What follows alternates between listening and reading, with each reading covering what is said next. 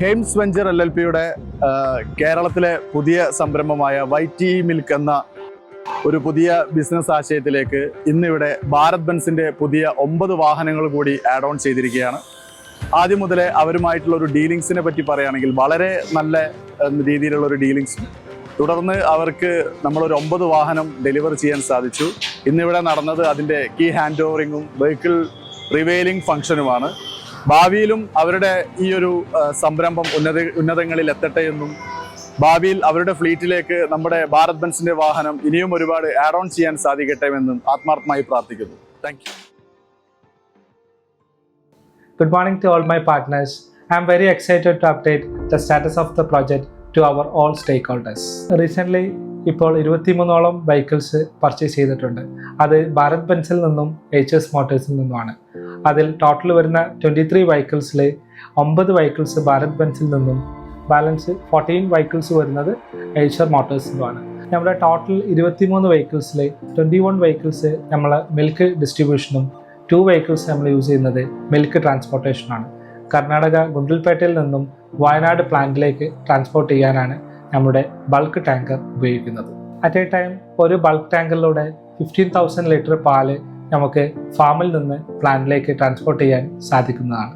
First ടൈമാണ് കേരളത്തിൽ ഇത്തരത്തിലുള്ളൊരു fully refrigerated cooling system milk ഡിസ്ട്രിബ്യൂഷന് വേണ്ടി ഡെവലപ്പ് ചെയ്യുന്നത്.